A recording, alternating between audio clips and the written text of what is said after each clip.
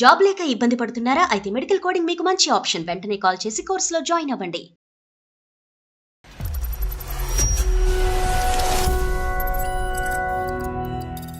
Problem ఏంటంటే sir, మా బావ సార్ సొంతం వైఫ్ లాగా కేర్ చేస్తాడు సార్.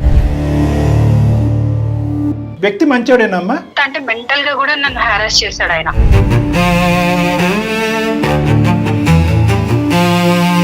మా నాన్న చాలా స్ట్రిక్ట్, మా అమ్మ చాలా స్ట్రిక్ట్ అనే చూసాం. ఇక్కడ చిన్నప్పటి నుంచి బావ చాలా స్ట్రిక్ట్ అనే పరిస్థితి వచ్చింది.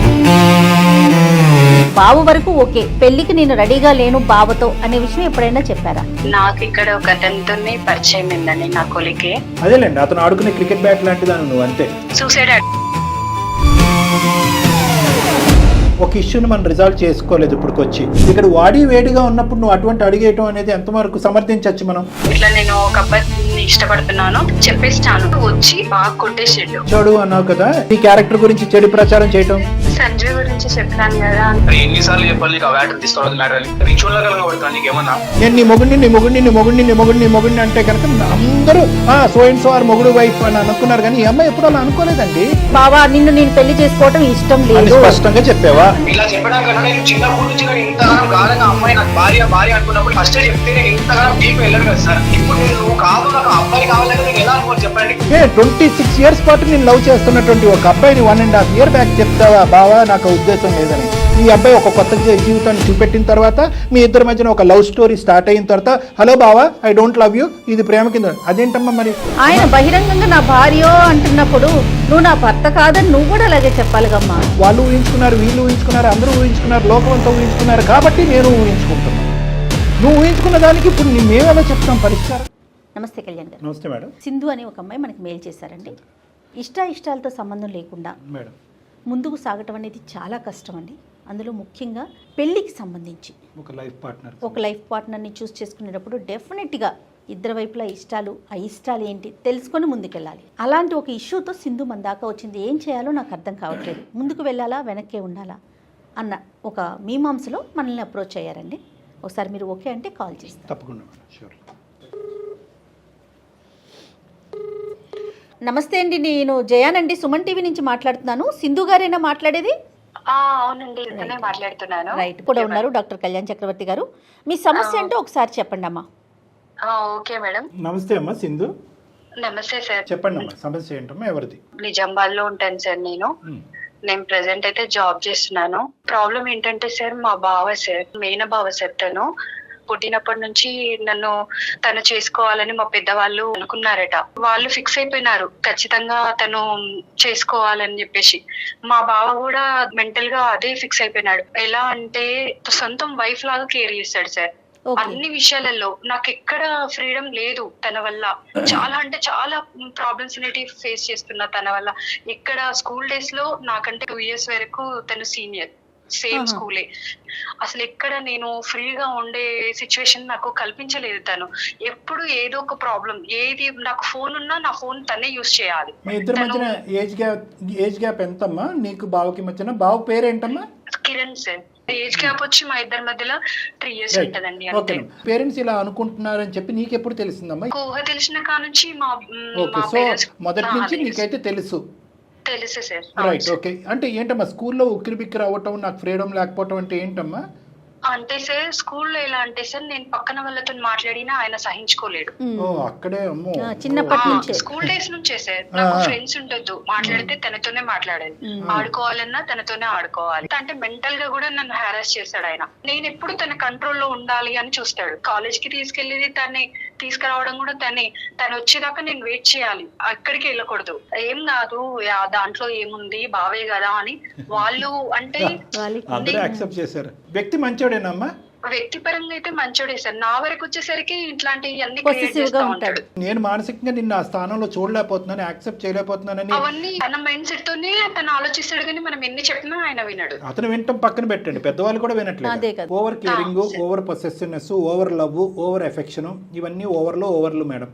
మా నాన్న చాలా స్ట్రిక్ట్, బయటకు పోనివ్వలేదు, వాడితో మాట్లాడినా వీడితో మాట్లాడిన ఇబ్బంది పెట్టి. మా అమ్మ చాలా స్ట్రిక్ట్ అనేది చూసాం. ఇక్కడ చిన్నప్పటి నుంచి బావ చాలా స్ట్రిక్ట్ అనే పరిస్థితి వచ్చింది. సో ఇది చాలా భిన్నమైన పరిస్థితి. సో నువ్వు ప్రేమించట్లేదు అన్నా కూడా అబ్బాయికి ఓకేనమ్మా?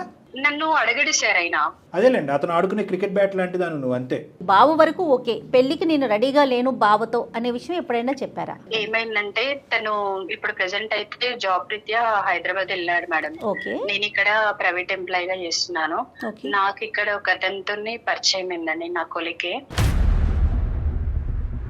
కానీ ఆయన ఒక బ్రదర్ ఫీలింగ్ టైప్ వస్తుంది, కానీ నాకు మనసులో ఆయన పెళ్లి దాకా నేను ఊహించుకోలేదు మేడం తనని, మా బావనైతే.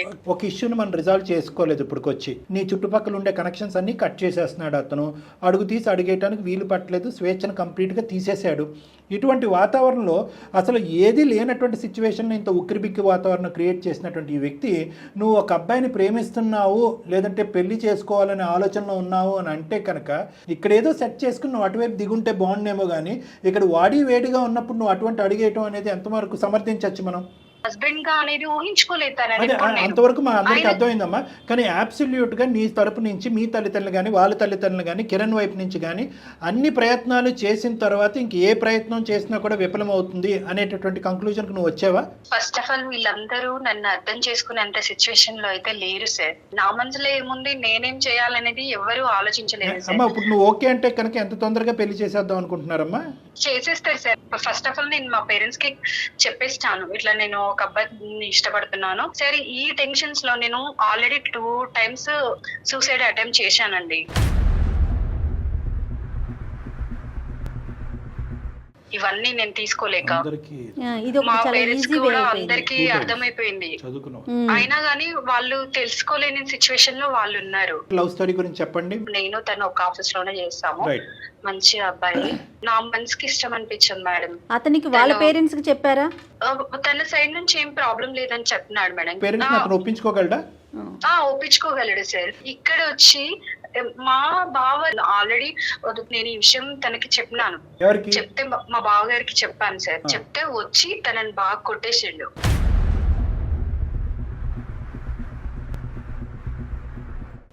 నువ్వు ప్రేమించిన అబ్బాయిని కొట్టాడమ్మా? బాగా గొడవలే అయిపోయి నా మీద ఎట్లాంటి క్రియేట్ చేసిండంటే, ఈమె వాడితోని తిరిగేసింది, ఈమె మంచిది కాదు, ఈమె క్యారెక్టర్ బ్యాడ్ అని చెప్పేసి మళ్ళీ నన్ను ఎవరు పెళ్లి చేసుకోకుండా కూడా మా ఊర్లో అట్లా క్రియేట్ చేసిండు నా పైన. ఆయన మరి మళ్ళీ తన్నే పెళ్లి చేసుకోవాలి కదా, చేసుకుంటాడట. అదే కదా మేడం ఆయన ప్లాన్.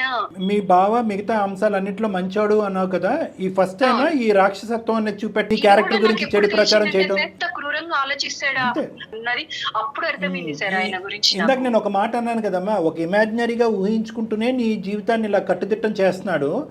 వాస్తవానికి నిజంగా ఒక వ్యక్తి నిన్ను పెళ్లి చేసుకోబోతున్నాడు లేదంటే నువ్వు ప్రేమించావు అని అనుకుంటే కనుక అతనిలో ఉండేటటువంటి అసలు సిసలైనటువంటి రాక్షసత్వం బయటకు వస్తుంది అని చెప్పాను కదా. నేను అన్న మాటను నువ్వు వాస్తవం చేస్తావు. అదే ఊర్లో అసలు బయటకు వెళ్ళలేని సిచ్యువేషన్. భావంతో ఎక్కడ పెళ్లి అయిపోతుంది, బావు మీద ఉండేటటువంటి అయిష్టతో సడన్ గా ఇప్పుడు ఈ అబ్బాయి పరిచయం అవటం, ఈ అబ్బాయిని ప్రేమించటం, ఆదరాబాదరాగా ప్రేమించటం అదేమైనా జరిగిందా? ఇక్కడ వీళ్ళు వెళ్ళి నన్ను ఇంకో పెళ్లి చేసేస్తారో అనేటటువంటి ఆదరాబాదరాగా పరిగెట్టే ప్రయత్నంలో ఈ అబ్బాయిని నువ్వు కనెక్ట్ అయ్యావా? లేదు సార్, నా ఇష్టపూర్వకంగానే మేమిద్దరం లవ్ చేసుకున్నాం సార్. మరి అబ్బాయి వాళ్ళ పేరెంట్స్ ఇంకా చెప్పలేదు, వాళ్ళు డిక్లైన్ చేస్తే అప్పుడు నీ పరిస్థితి ఏంటి? తను ఒప్పించుకోగలనని చెప్పేశాడు. సర్లే, నీ వరకు అయితే నువ్వు గ్యారంటీ ఇస్తున్నావు, ఈ అబ్బాయి తరపున కానీ మీ ఇద్దరి మధ్యన ఉన్న ప్రేమకు కానీ ఆ అబ్బాయి వెళ్ళి వాళ్ళ పేరెంట్స్ ఒప్పించడం కానీ సైడ్ నుంచి ఏం ప్రాబ్లం లేదు సార్. నాకు మా వాళ్ళు మా బావ సెట్ అయిపోతే నాకు ఏం ప్రాబ్లమ్స్ లేవు. ముఖ్యంగా ఈ ఇష్యూకి మీ పేరెంట్స్ యొక్క రియాక్షన్ ఏంటి? మా పేరెంట్స్ ఎట్లా అంటున్నారంటే సార్, ఆ బావ ఇంత ప్రేమిస్తున్నాడు నిన్ను, ఇంత బాగా చూసుకుంటుండు అన్న థాట్ లోనే వాళ్ళు ఆలోచిస్తుంటారు సార్ ఎప్పుడు. కానీ నా గురించి అయితే వాళ్ళు ఆలోచించట్లేదు. వాళ్ళు అదే థాట్ లో ఉంటుండ్రు, నీ కోసమే కదా చేసేది, నేను ఇంత ప్రేమించే వాళ్ళు ఎవరు దొరుకుతారు ఇంకా అని అంటున్నారు మేడం. ఫ్యామిలీలో జీరో సపోర్ట్. కానీ ఈ రోజుల్లో కూడా ఇప్పుడు మేనరికాలు ఇవన్నీ చాలా ఇబ్బంది అంటున్నారు కదా డాక్టర్. రేపొద్దున పిల్లలకి చెప్పండి. మేనరికాలు మానసిక పరిస్థితులు, పిల్లలు పుట్టిపోయేటటువంటి పిల్లలకి ఇబ్బందులు మేడం, శారీరకపరమైన సమస్యలు వస్తాయి అనేది కూడా వాస్తవము. అది మీరు పట్టణంలో అడగండి, పల్లెలో అడగండి, అందరికీ తెలిసినటువంటి అంశం. కానీ వీళ్ళు ఇప్పుడు ఏమైంది అంటే కనుక ఈ బహుశా ఒక 20-25 సంవత్సరాల క్రితం అనేసుకున్నారు వీళ్ళు ఇదంతా కూడా. అవును, అనేసుకుని ఇంకా ఆ గీత దాటకుండా అవును అవును అవును చెప్పి వాళ్ళందరి మధ్యన సంబంధాలు బాగున్నాయి కాబట్టి ఎక్కడ ఈ విషయం ఇప్పుడు ఈ అమ్మాయికి సంబంధించినటువంటి అయిష్టత బహిరంగం చేసి వద్దురా బాబు అని అంటే కనుక కుటుంబాల మధ్యన తగదా వస్తుంది కాబట్టి ఎంతో కొంత ఈ అమ్మాయి వాళ్ళ పేరెంట్స్కి ఇది కరెక్ట్ కాదని తెలిసినా కూడా ఈ వైర్యం అంటే ఏంటి అన్న చెల్లి మధ్యన వైర్యం అయిపోతుంది అది అన్న అంటే ఈ అమ్మాయి సో అది అవాయిడ్ చేయడం గురించి ఫిక్స్ అయిపోయారు వీళ్ళు. కానీ చిన్నప్పుడు అసలు వాళ్ళకంటూ ఊహ తెలియక ముందు అనేసుకున్నాక పెద్దయినాక వాళ్ళ మనసులు ఎలా ఉంటాయో ఏం చెప్పగలుగుతామండి. 2 సందర్భాల్లో ఈ పెళ్లి వద్దు అని సూసైడ్ చేసుకోబోయేటటువంటి ఒక అమ్మాయి యొక్క మనసుని అటు కన్న తల్లిదండ్రులు అర్థం చేసుకోవట్లేదు, గాఢంగా హిమాలయ పర్వతాలంత ప్రేమిస్తున్నాను అనేటటువంటి భావ కూడా అర్థం చేసుకోవట్లేదు. అసలు ఏం జరుగుతుంది, ఈ వ్యక్తి ఎవరు అంటే ఇంకా ఎవరి మాట అయినా వినటానికి ఉందా లేదా? మీరు మాట్లాడితే ఇంకా తన చేంజ్ అవుతాడేమో అనే ఉద్దేశం సార్, అంతే. అంటే అమ్మాయికే కౌన్సిలింగ్ ఇవ్వండి, కొద్దిగా అమ్మాయి మనసును మార్చండి. ఇంత ప్రేమించేటటువంటి ఇంత సిన్సియర్గా ఉన్నటువంటి అబ్బాయి భర్తగా ఆ అమ్మాయి జీవితంలో దొరుకుతాడా?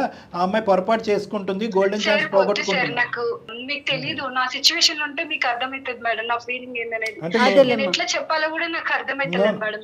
బావ స్థానంలో ఉన్నాడు కానీ భర్త స్థానంలో ఊహించుకోవట్లేదు అని అన్నావు. మరి ఎలా ఊహించుకుంటున్నావు అంటే కనుక ఒక అన్న ఒక తమ్ముళ్ళలాగా ఊహించుకుంటున్నాను అన్నావు. నీ కొట్లాడటము నీ క్యారెక్టర్ అసాసినేట్ చేసిన తర్వాత ఆ స్థానం కూడా పోయి ఉంటదిగా. అవును సార్, మా పేరెంట్స్ ఒప్పుకుంటారు, నేను ఒప్పిస్తా. ఎందుకంటే నేను చనిపోతానికి ఫిక్స్ అయిపోయినా సార్. నాకు ఆ లైఫ్ కంటే నేను బ్రతకలేని సిచ్యువేషన్ ఉన్నా సార్. నాకు ఆ లైఫ్ కంటే నేను చనిపోవడమే మంచిది. నేను అంతవరకు కూడా ఆలోచించుకున్నా సార్. మరి ఇప్పుడు ఇంత క్రైసిస్ ఉంది కదమ్మా, ఇంత క్రైసిస్ సిచ్యువేషన్లో ఇప్పుడు ఆ అబ్బాయి నిన్ను ప్రేమించినటువంటి అబ్బాయి ముందుకొచ్చి పెళ్లి చేసుకోవాలా, లేదంటే ఈ అబ్బాయి చేతిలో చావు దెబ్బలు తిని ప్రాణాల మీద తెచ్చుకోవాలా అనేటటువంటి పరిస్థితి ఉంది కదా. బహుశా ఆ అబ్బాయి విత్డ్రా అయిపోతాడేమో అనుకోండి, నాకు భయంగా ఉంది. ఇప్పుడు ఏంటంటే ఇంత టెన్షన్స్ మధ్యన బావా మరదల మధ్యన వాళ్ళు వేరే కుటుంబం వాళ్ళు వచ్చి ఏలు పెడితే కనుక మొత్తం 2 కుటుంబాలు వచ్చి వాళ్ళ మీద పడతాయి కదా. ఆ అబ్బాయి ఇంకా ఇప్పటికీ కూడా నిన్ను ప్రేమిస్తూ రెడీగానే ఉన్నాడా? అవును సార్, అవును. అయ్యో, తనకి నా వర్షన్ మొత్తం చెప్పాను సార్.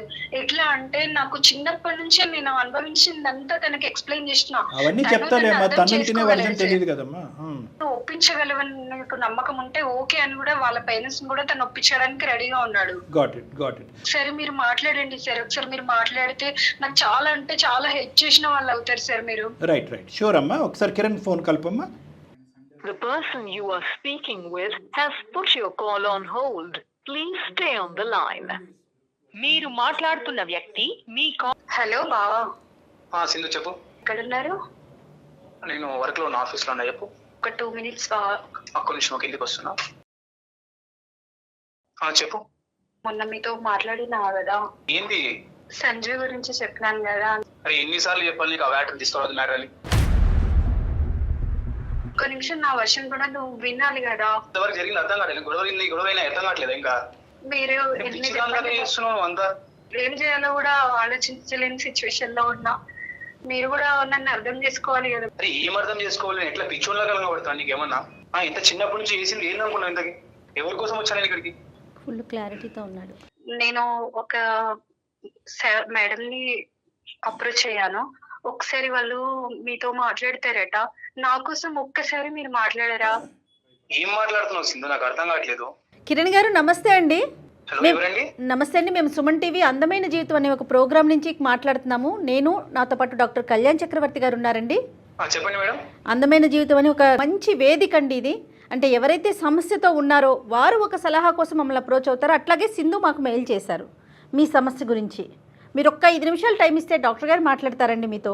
కిరణ్ గారు నమస్తే అండి. ఏమండి మీ ఇద్దరి మధ్యన ఏదో బావ మరదల మధ్యన ఉండేటటువంటి సహజంగా సరసాలు అంటాం కానీ మీది ఇంకో లెవెల్లో అవుతున్నటువంటి ఒక పరిస్థితి. అయితే పాపం సింధు యొక్క అంటే నేను అనకూడదు పాపం, నాకంటే మీరే గట్టిగా పాపం అని అనాలి. సింధు యొక్క పరిస్థితి ఏంటంటే కనుక ఏ దిక్కును పోతే కనుక సహాయం పడుతుంది, ఏ దిక్కును పోతే కనుక అసలు తన మాట కానీ తన ఏడుపు కానీ తన ఆలోచన కానీ ఎవరైనా వినేటటువంటి నాదుడి గురించి ఎతికింది. ఆ ఇంట్లో ఎతికింది, ఈ ఇంట్లో ఎతికింది, మీ ఇంట్లో ఎతికింది, వాళ్ళ ఇంట్లో ఎతికింది. ఎవరి దొరక్క మాకు ఫీమేల్ పంపించింది. ఆ అమ్మాయి బాధ వర్ణాతితో. ఎందుకంటే కనుక ఆల్రెడీ 2 సార్లు సూసైడ్ అటెంప్ట్ చేసుకుంది. అది మీకు తెలుసు. ఎవరు అబ్బాయిని ప్రేమిస్తుంది అనేది పక్కన పెట్టండి. భావన అసలు ఇప్పుడుకొచ్చి భర్తగా ఎప్పుడు చూడలేదని చెప్పి చిన్నప్పటి నుంచి ఆవిడ మొత్తుకుంటుంది. ఎందుకు ఇటువంటి పరిస్థితుల్లో బలవంతంగా ఆ అమ్మాయిని మీరు భార్యగా చేసుకోవాలని మీరు అనుకుంటున్నారు? సార్ అట్లా కాదు సార్, ఇది మా ఫ్యామిలీ విషయం కదా సార్, మేము సాల్వ్ చేసుకుంటాం సార్, మీరు అందరూ ఇన్వాల్వ్ కావడం అది నాకు అర్థం కావట్లేదు సరే, ఫ్యామిలీ ఇష్యూ కాబట్టే ఆ ఫ్యామిలీలో ఉండే ప్రేమించేటటువంటి వ్యక్తుల మధ్యన లెక్క తేలకపోవటం వల్లే మమ్మల్ని ఆశ్రయించింది. సింధుతో పాటు మీరు కలగనేటటువంటి జీవితం యొక్క ప్రయాణం దగ్గర ఇంకో 70 సంవత్సరాలు అని అనుకుందాం, లేదంటే ఒక 60 సంవత్సరాలు అని అనుకుందాం. 60 సంవత్సరాల పాటు ఒక నచ్చినటువంటి వ్యక్తిని మీ పక్కన పెట్టుకుని నేనే నీ భర్తను అనుకుంటూ ఎంతకాలం మీకు కూడా ఒక విసిగి వేసారిపోయే పరిస్థితి రాదా? అలా కాదండి, నేను చిన్నప్పటి నుంచి నేను భార్యాభర్తలుగా మేమిద్దరం అనుకున్నామండి. మా మీరిద్దరు అనుకోలేదు కిరణ్ గారు, ప్లీజ్ ఇద్దరు ఎక్కడ అనుకున్నారు? మీరు అనుకున్నారు, అది చెప్పండి. మీ పేరెంట్స్ మీరు అనుకున్నారు? మీరు పుట్టగానే అనేసుకున్నారా అండి? కాదు కదా, పెద్దవాళ్ళు అనుకున్నారు. అది మీ మైండ్ లో మేకి దిగింది. చిన్నప్పటి నుంచి మేము అలానే ఉన్నాం కదండి. నేను చిన్నప్పటి నుంచి మేము భార్య అనుకున్నాను కాబట్టి ఆమె కోసం అన్ని చేసుకుంటూ వచ్చాను కదండి. ఇది కరెక్ట్ కాదు, ఒక మాట నేను చెప్తున్నానండి, తల్లిదండ్రులు అనుకోవటం వల్ల మీరు అనుకున్నారు. ఎస్, ఏ తల్లిదండ్రులు అనుకోలేదు, అటు అనుకోలేదు, ఇటు అనుకోవట్లేదు, మీరు బావ మరదల్లాగే ఉన్నారు. అప్పుడైనా కూడా మీరు సింధుని ఇదే స్థాయిలో ప్రేమించుండేవాళ్ళ? లేదు, మీ పేరెంట్స్ సమర్థిస్తున్నారు, సింధు పేరెంట్స్ వ్యతిరేకిస్తున్నారు, అప్పుడు కూడా మీరు ఇదే స్థాయిలో మాట్లాడతారా? ఇది పెద్దల నుంచి వచ్చినటువంటి ఆలోచన, మీకే ప్రేమగా పుట్టుకొచ్చినటువంటి ఆలోచన? నేను చిన్నప్పటి నుంచి అలా అనుకునే వచ్చాను కదండి. సిటీకి రావడానికి కారణం కూడా అదే కదండి. మీరు అనుకున్నారు, కాదనట్లేదు. సింధు ఒక చిన్న పిల్ల. ఆ అమ్మాయి చిన్నప్పటి నుంచి తన చిన్నతనం అంతా కూడా ఎదురింటి వాళ్ళు, పక్కింటి వాళ్ళ గురించో లేదంటే అమ్మ నాన్న వల్ల పోలేదు. మీ వల్ల కూడా తన చిన్నతనంలో ఉండే స్వేచ్ఛాయుతమైనటువంటి వాతావరణం త్యాగం అయిపోయింది. తెలుసా అండి మీకు అది? ప్రేమ చూపించడం కూడా తప్ప అండి. అదే మన ఇద్దరి యొక్క డిస్కషన్ ఒకే పాయింట్ మీద, నేను అది స్వేచ్ఛను హరించడం అని అంటున్నారు, మీరేమొచ్చి అది ప్రేమని అంటున్నారు. ఆ ప్రేమ అనే పాట మీరు పాడుతున్నారు, మీ అమ్మ నాన్న పాడుతున్నారు. దురదృష్టం ఏంటంటే వాళ్ళ అమ్మ నాన్న కూడా అదే పాడుతున్నారు. మీరు వచ్చి ఒక మనిషిని కొట్టినా అది ప్రేమ అంటున్నారు. ఈ అమ్మాయి క్యారెక్టర్ కరెక్ట్ కాదు అని అన్నా కూడా అది ప్రేమ అంటున్నారు. మీరు ఏ స్థాయిలో ప్రేమిస్తున్నారు అంటే కనుక ఆ అమ్మాయిగానే మర్చిపోయింది. ఆ స్థాయి ప్రేమను ఎవరిని ఉద్ధరించడానికి? ఇప్పుడన్నా సింధు నేను కూడా అనుకున్నాను అనే మాట అనండి. నేను ఎప్పుడు తనకి చెప్పలేదు సార్. చచ్చిపోయిందండి అమ్మాయి. ఇంకా పైపెచ్చి మనం అనుకుంటున్నాం ఈరోజు సింధు మాకు ఫోన్ మాట్లాడాలి, నాతోనే ఉండాలనుకోవడం తప్ప అండి. మీరు ఎంత లవ్ చేస్తే ఆ అమ్మాయి అంత లవ్ చేస్తే కనుక మీ ప్రయాణం సాఫీగా అవుతుంది. మీరు ఒక్కరినే ప్రేమిస్తున్నారు, మీరు కొట్టినా ప్రేమ, తిట్టినా ప్రేమే, అమ్మాయిని నిర్బంధించినా ప్రేమ. అంటే ప్రేమకు సంబంధించినటువంటి నిర్వచనాలంతా కూడా ఆ టెక్స్ట్ బుక్ మీరే రాసేసుకుని, నేను రాసుకున్న టెక్స్ట్ బుక్ నువ్వు కూడా చదవాలి అంటే ఎలా చదువుతుందండి? ఆ అమ్మాయి సంజీవ్ అనేటటువంటి అబ్బాయిని ఆ అమ్మాయి ప్రేమించింది ఈరోజు. ఏమండి, ఆ అబ్బాయి కూడా ఆ అమ్మాయిని ప్రేమిస్తున్నాడు. అది ప్రేమకు నిర్వచనం. ఇద్దరు ఒకరినొకరు ఆలోచించట్లేదు సార్ మీరు. మీ పాయింట్ ఏంటో చెప్పండి. అమ్మాయి కోసమే నేను నా భార్య అనుకునే చిన్నప్పటి నుంచి నేను అమ్మాయి కోసమే ఉండి, అమ్మాయితోనే ఉండి, ఇప్పుడు అమ్మాయి కోసమే నేను సిటీకి వచ్చి నేను జాబ్ చేస్తూ ఇవన్నీ సంపాదించి అమ్మాయి కోసమే కదండి. ఈ ప్రేమకి 200కి 100కి 200 మార్కులు పడతాయి. కానీ ఒక ప్రేమ అనేటటువంటిది ఇచ్చి పుచ్చుకునేటటువంటి ఒక అంశం. నేను నీ మొగుడిని అంటే కనుక అందరూ సో అండ్ సో ఆర్ మొగుడు వైఫ్ అని అనుకున్నారు. కానీ ఈ అమ్మాయి ఎప్పుడు అలా అనుకోలేదండి. సింధు మిమ్మల్ని ప్రేమిస్తుందా లేదా? ప్రేమిస్తుందా అంటే ప్రేమిస్తుంది కాబట్టి ఎన్నో ఏం చెప్పలేదండి. తను అర్థం చేసుకోలేని సిచ్యువేషన్ ఉన్నాడు సార్. నేను ఎన్ని చెప్పిన నేను చెప్పలేకపోయినా, కానీ కొన్ని విషయాలలో చూపించిన తనకి. ఇప్పుడు మాకు ఎట్లా చెప్పావు? అట్లాగే బావా నిన్ను నేను పెళ్లి చేసుకోవటం ఇష్టం లేదు, స్పష్టంగా చెప్పావా? నాకు నిన్ను భర్తగా ఊహించుకోవట్లేదు అన్నమాట ఎందుకు చెప్పలేదు మీరు? ఇయర్ బ్యాక్ అట్లా చెప్పినా కానీ మేడం, అంతకు ముందైతే నేను ఎప్పుడు చెప్పలేకపోయినాను. సంజీవ్ పరిచయం అయిన తర్వాత బావా నాకు ఆ ఉద్దేశం లేదన్న చెప్పావా? బిఫోరే చెప్పావా? అంటే మా పెళ్లి గురించి 1 year నుంచి ఇట్లా ఇంట్లో ఇట్లా అవుతుందని చెప్పినాను కదా సార్. అప్పుడే నేను ఈ విషయం మా బావకు చెప్పాను సార్. నేను 26 years పాటు నేను లవ్ చేస్తున్నటువంటి ఒక అబ్బాయిని 1.5 year బ్యాక్ చెప్తావా బావా నాకు ఉద్దేశం లేదని? ఈ అబ్బాయి ఒక కొత్త జీవితాన్ని చూపెట్టిన తర్వాత, మీ ఇద్దరి మధ్యన ఒక లవ్ స్టోరీ స్టార్ట్ అయిన తర్వాత, హలో బావా ఐ డోంట్ లవ్ యూ, ఇది ప్రేమ కింద. అదేంటమ్మా మరి? అంటే ఎవరన్నా దొరికేంత వరకే బావా? ఆయన బహిరంగంగా నా భార్య అంటున్నప్పుడు నువ్వు నా భర్త కాదని నువ్వు కూడా అలాగే చెప్పాలిగమ్మా. 2 times సూసైడ్ అటెంప్ట్ చేసినప్పుడు తనకి అర్థమైంది, తనకి తెలుసు సార్. నాకు ఎలా తెలుస్తుంది సార్ అమ్మాయి అట్లాంటి ఇట్లాంటి? నేను ఇంటికి వెళ్ళినప్పటి నుంచి నేను నా భార్య అనుకున్నప్పుడు మా మామ వాళ్ళందరూ అల్లుడు అంటే, మా ఫ్యామిలీ వాళ్ళందరూ మీ ఇద్దరికి పెళ్లి అంటే నేను వైఫ్ గానే ఊహించుకుంటా. కానీ నాకు ఎట్లా తెలుసు సార్ అమ్మాయి నేను ఇష్టం లేదని చెప్పి? నాకు అమ్మాయి చెప్తే తెలుస్తుంది కదా సార్. ఏమండి, ఒకటి నేను ఇందాక నుంచి ఒకటి కింద మీద పడి చెప్పాలని ఏమనుకుంటున్నానంటే, నేను ఊహించుకున్నాను అంటున్నారు కానీ మీరు ఊహించుకోలేదండి. అందరూ ఊహించుకున్నది మీరు ఊహించుకున్నారు. ఈ అమ్మాయి చేసిన చిన్న పొరపాటు ఏంటో తెలుసా కిరణ్? అంటే నాకు ఇష్టం లేదు అనేటటువంటి విపరీతమైనటువంటి ఆలోచన బుద్ధి ఎప్పుడు చూపెట్టిందంటే, ఈ సూసైడ్ అటెంప్ట్ అవనియండి, ఇంకోటి అవనియండి, సంజీవ్ పరిచయం అయిన తర్వాత స్పీడ్ పెంచింది. అంతకు ముందు నుంచి సిగ్నల్స్ ఇస్తుంది, కానీ చాలా ఇండైరెక్ట్ సిగ్నల్స్ ఇస్తుంది. మీకేమొచ్చి ఇండైరెక్ట్ సిగ్నల్స్ అర్థం కావు, ఎందుకంటే మీ ప్రేమ ఆ స్థాయిలో ఉంది కాబట్టి. ఇలా చెప్పడానికన్నా నేను చిన్నప్పటి నుంచి నేను ఇంతగానో గాఢంగా అమ్మాయి నాకు భార్య అనుకున్నప్పుడు, నేను ఇంత ప్రేమ నాలో పెట్టుకున్నప్పుడు నాకు ఫస్ట్ చెప్తే నేను ఇంతగానో డీప్ వెళ్ళను కదా సార్. నేను చిన్నప్పటి నుంచి నేను తన చెప్తూనే వస్తున్నా కదా సార్, నేను తనకు చూపిస్తున్న ప్రేమ, నా ప్రేమ తనకు చూపిస్తున్నా. అలాంటప్పుడు మరి ఒక అబ్బాయిని ఇష్టపడుతున్నానని చెప్పింది, మరి అబ్బాయిని కొట్టించడం అంటే వేరే అతన్ని ఇష్టపడుతుందన్న తెలిసింది కదండి. 1 సంవత్సరం క్రితం తెరవండి, 2 సంవత్సరాల క్రితం అయినా తెరవండి, అంటే అప్పటికే చాలా దూరం వెళ్ళిందా మీ మనసులో ఉన్న? పెళ్లి చేసుకోవడానికి ఫిక్స్ అయినా కదా మేడం. ఇప్పుడు నా భార్య అనుకుని ఇప్పుడు ఈ ఏజ్ కి నేను ఇన్ని ఇయర్స్ తనని లవ్ చేసుకుంటూ వచ్చి ఇయర్స్ నా ప్రేమను ఆమె చూపిస్తూ వచ్చి ఇప్పుడు నేను నువ్వు కాదు నాకు అబ్బాయి కావాలంటే నేను ఎలా అనుకోని చెప్పండి, నేను ఎలా తీసుకోవాలి? నేను ఇదంతా ఒక ఎత్తున ఈ అమ్మాయి క్యారెక్టర్ని అసాసినేట్ చేయటం. నువ్వు ఒకప్పుడు ఈ అమ్మాయి ఒప్పుకుని పెళ్లి చేసుకుంటే కనుక నీ భార్య క్యారెక్టర్ని అసాసినేట్ చేసినట్టు కాదా? అది ఊరంతా టామ్ దండోరా వేయించడం ఏంటి నువ్వు? మళ్ళీ అలాంటి అమ్మాయి పెళ్లి చేసుకుని నువ్వు ఎలా ఉంటావు? వెడ్డింగ్ కార్డులు పంచుతారా మీ ఇద్దరు? పెళ్లి పెట్టల మీద కూర్చుని ఇదిగో క్యారెక్టర్ అసాసినేట్ అమ్మాయి నాకు కాబోయే భార్య అని ఇంట్రడ్యూస్ చేస్తావు వచ్చిన వాళ్ళందరికీ రిసెప్షన్ లో. ఇక్కడ అందరూ ఆమె పిచ్చోనే చేస్తుంది సార్, నాకు మీకు చెప్పి అంతా చెప్పి నా గురించి. అబ్బాయిని వెళ్ళి కొట్టేవే లేదా? అంటే ఆ కారణం ఆ సిచ్యువేషన్ క్రియేట్ చేశా సార్ అక్కడ, మీకు అర్థం కావట్లేదు మీకు. అన్ని కారణాలే. నువ్వు ప్రేమించడానికి ఒక కారణం ఉంటుంది, నువ్వు కొట్టడానికి ఒక కారణం ఉంటుంది, ఆ అమ్మాయిని ఏది క్యారెక్టర్ అసాసినేట్ చేయడానికి కూడా ఒక కారణం ఉంటుంది. ఇవన్నీ వదిలేసాయి. ఇప్పుడైతే కనుక నీకు 70mm సినిమాలా కనిపిస్తుంది ఏంటి పరిస్థితి అనేది. నీ ప్రేమ స్వచ్ఛమైంది, నీ ప్రేమ గొప్పది, మీ ప్రేమని కించపరట్లేదు, సంకోచించట్లేదు, మేము క్వశ్చన్ చేయట్లేదు. నీ ప్రేమ పర్ఫెక్ట్, కానీ నువ్వు ఇచ్చే అంత ప్రేమ ఆ అమ్మాయి తిరిగి నీకు ఇచ్చే పొజిషన్లో అప్పుడు ఇప్పుడు ఎప్పుడూ లేదు. మరి ఇప్పుడు నేను నా పరిస్థితి ఏంటి సార్? ఇంతవరకు నేను ఇక్కడికి వచ్చి నేను జాబ్ చేసి ఇంత చేస్తున్న పరిస్థితి ఏంటంటారు? ఇన్ని అంతస్తులు బిల్డింగు ఎవరు కట్టుకున్నారు నాన్న? యూజువల్గా సార్ మా ప్రేమ చాలా గాఢమైనటువంటి ప్రేమ అని అమ్మాయిలు మా దగ్గరికి వస్తూ ఉంటారు. అంటే ఏంటంటే ఆ ప్రేమకి ఈ అమ్మాయి కొంత కాంట్రిబ్యూట్ చేస్తే ఈ అబ్బాయి కాంట్రిబ్యూట్ చేస్తాడు, ఈ అబ్బాయి వెళ్ళి అమ్మా నాన్నతో ఫైట్ చేస్తే ఈ అమ్మాయి వెళ్ళి అమ్మా నాన్నతో ఫైట్ చేస్తుంది. కాబట్టి వాళ్ళ ప్రేమ అనేటటువంటి ఒక మేడ, ఒక 10 అంతస్తుల మేడ కట్టుకుని అందరితో పోరాడి ఫైనల్గా పెళ్లి చేసుకుంటారు. ఇక్కడ ఎవరు కట్టారు, ఎవరు కట్టుకున్నారు, ఎవరు కాంట్రిబ్యూట్ చేశారు? ఈ బిల్డింగ్ని కట్టడానికి ఎవరు కాంట్రిబ్యూట్ చేశారు? నువ్వే కట్టుకున్నావు. వాళ్ళు ఊహించుకున్నారు, వీళ్ళు ఊహించుకున్నారు, అందరూ ఊహించుకున్నారు, లోకమంతా ఊహించుకున్నారు, కాబట్టి నేను ఊహించుకుంటున్నాను. నువ్వు ఊహించుకున్న దానికి ఇప్పుడు మేమెలా చెప్తాం పరిష్కారం? మాకు బాధగానే ఉంది, ఇది కరెక్ట్ కాదని అనిపిస్తుంది ఒక విధంగా ఆలోచిస్తుంటే. ఇంత గాఢంగా ప్రేమించేటటువంటి భర్తలు రావాలని ఎంతోమంది ఆడపిల్లలు ఎన్నో పూజలు చేస్తున్నారు. మొత్తానికి ఏం చేయాలనుకుంటున్నారు? దబాయింపు ఇలా మాట్లాడితే ఏ అమ్మాయి మాట్లాడుతా తమ్ముడు? నాకు అట్లాంటి ఫీలింగ్ అయితే ఎప్పుడూ లేదు నీ మీద. నేను ఒక బ్రదర్ అనుకున్నాను కానీ నేను ఎప్పుడూ అలా మిమ్మల్ని ఊహించుకోలేదు బావా. సారీ, నా వల్ల మీకు ఏమైనా ఇబ్బంది అయితే మాత్రం నేను చిన్నప్పటి నుంచి చెప్పుకోలేను. ఏమనుకున్నావు? నాకు అది ఎప్పుడు ప్రేమలా కూడా అనిపించలేదు. నువ్వు చేసేదంతా నాకు మైండ్ మొత్తం పిచ్చిదాన్ని చేసింది అంతే. ఇంకా నాకు అది చెప్పుకోలేని సిచ్యువేషన్ లో ఉన్నా మీతో కూడా. అది ఒక మెంటల్ హెరాస్ గా అయిపోయింది నాకు.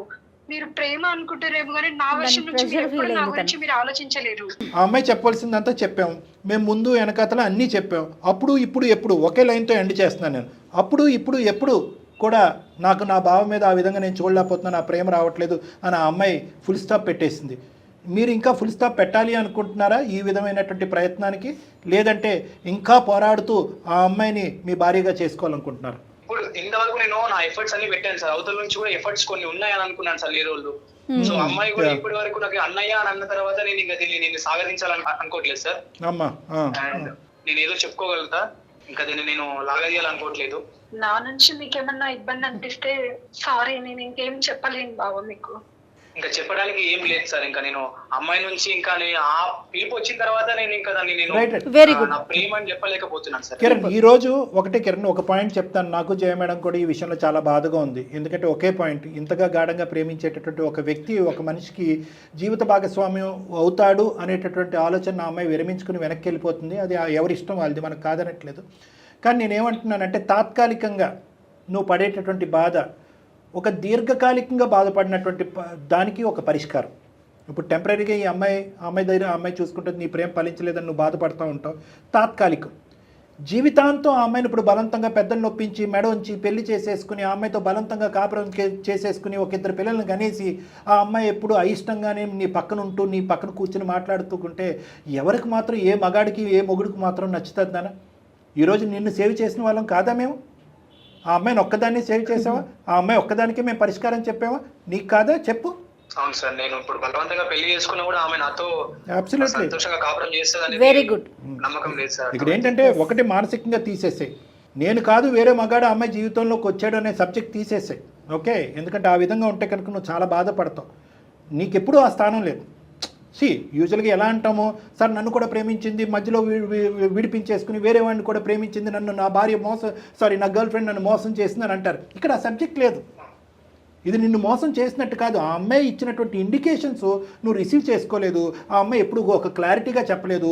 ఆ అమ్మాయి ఎప్పుడు కూడా ఫస్ట్ లవ్ ఆ అమ్మాయిలో సంజు ఆ అమ్మాయిని లవ్ చేస్తున్నాడు, ఆ అమ్మాయిని సంజు లవ్ చేస్తున్నాడు. సో ఇక్కడ నిన్ను మోసపోయినట్టుగానో మోసపడినట్టుగానో నువ్వు ఫీల్ అవ్వద్దు. నువ్వు కొత్త జీవితాన్ని, కొత్త ప్రపంచాన్ని ప్రారంభించు.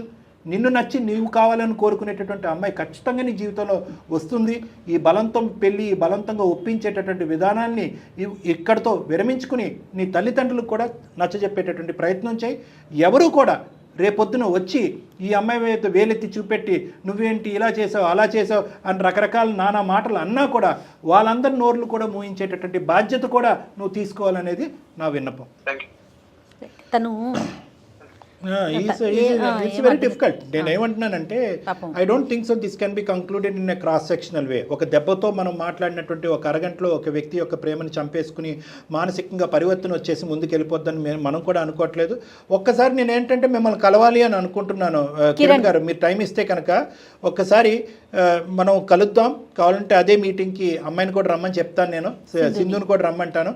ఒక్కసారి ఫ్రీ అండ్ ఫెయిర్ మైండ్తో ఇంకా బలంగా డెసిషన్ తీసుకుందరు కానీ. తప్పకుండా sir. Right, thank you very much. Thank you so much అండి. ఇక్కడ స్పెషల్ థ్యాంక్స్ మీకే చెప్పాలి కిరణ్ గారు. ఎందుకంటే డాక్టర్ గారి మాట విన్నవించి మీరు విని వెంటనే ఒక మంచి డెసిషన్కి వచ్చారండి. సూపర్. ఓకే సింధు. సార్ ఇప్పటి వరకు నేనేం చెప్పినా తను వినిపించుకోలేదు. మీ వల్ల నాకు ఇది హెల్ప్ అయింది. చాలా థ్యాంక్స్ సార్. మీకు చాలా రుణపడి ఉందా నేను. తను మాట్లాడితేనంటే ఖచ్చితంగా నేను మాట్లాడగలుగుతాను. మీరు చెప్పలే కాబట్టి ఖచ్చితంగా వింటాను సార్. ఎందుకంటే ఇంకొకసారి నేను ఎందుకు మిమ్మల్ని ఇద్దరిని రమ్మన్నాను అంటేనమ్మా, ఒక వైఫ్ అండ్ హస్బెండ్గా మీరిద్దరూ ఒకళ్ళు ఊహించుకోవటం అనేది ఇక్కడితో ఆపేయటం ఒక్కటే కాకుండా ఈ బంధాలని కొనసాగాలి. ఎందుకంటే మీ ఇద్దరి యొక్క భావ మరదలు అనేటటువంటి ఒక ఇష్యూ ఒకటే కాదు, ఇది రెండు కుటుంబాలకు సంబంధించినటువంటి అంశం కూడా. సో ఇది ఇప్పుడు వరకు జరిగినటువంటి ఒక సొల్యూషన్ 50%. రెస్ట్ ఆఫ్ ద 50% ఏదైతే కనుక అక్కడ అన్నా చెల్లెలు బంధం అనేది ఉంది పైన. సో ఆ బంధాన్ని కాపాడేటటువంటి ప్రయత్నం, అక్కడ మనస్పర్ధలు రాకుండా నాకు ఇష్టం లేదు ఎవరి జీవితం వాళ్ళది అనే విధంగా ఆ రెండు కుటుంబాలని మధ్యన మనస్పర్ధలు రాకుండా కట్టిపెట్టేటువంటి ప్రయత్నం మీ ఇద్దరి చేతుల్లో పెడుతున్నాను. కాబట్టి ఒకసారి మీరు వచ్చి నా దగ్గర కలవండి. Right, okay. చాలా అంటే కిరణ్ కూడా వెంటనే అమ్మాయి అన్న మాటలకి షాక్ అయ్యాడండి. ఇన్ని రోజులు తను కూడా ఓపెన్గా చెప్పినట్టు అనిపించలేదు. ఏదో భావాలతో వ్యక్తపరిచాను అట్లా అంటోంది, కానీ తన మనసులో ఇంత ఫీలింగ్ ఉంది, నన్ను ఒక బ్రదర్ గా చూస్తోంది అనేసరికి ఆ అబ్బాయి కూడా కాస్త భయంతో విడమరి చెప్పలేకపోయింది. అమ్మాయి మాటతో పాటు ఈ రోజు మన మాట కూడా కలిసేటప్పుడు ఆ అబ్బాయికి రియాలిటీ అర్థమైంది. అవును. సో ప్రాక్టికల్గా ఒకసారి మీ దగ్గరికి వచ్చారనుకోండి, మరి కాస్త ఇంకా క్లియర్గా ఉంటారేమో బహుశా. Absolutely madam. రైట్ కళ్యాణ్ గారు, నమస్తే.